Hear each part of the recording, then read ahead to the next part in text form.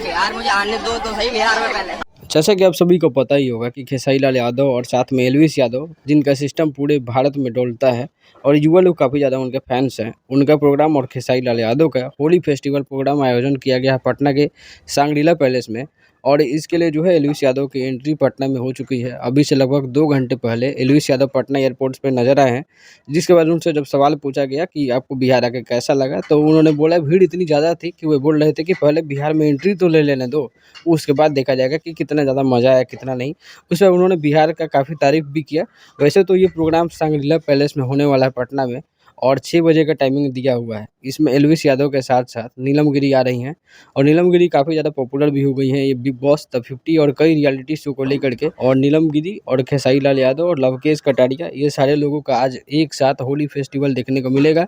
तो चैनल को सब्सक्राइब करके जुड़ जाना ताकि जैसे ही वीडियो आए आपको इस चैनल पे देखने को मिल रहा है। Thank you.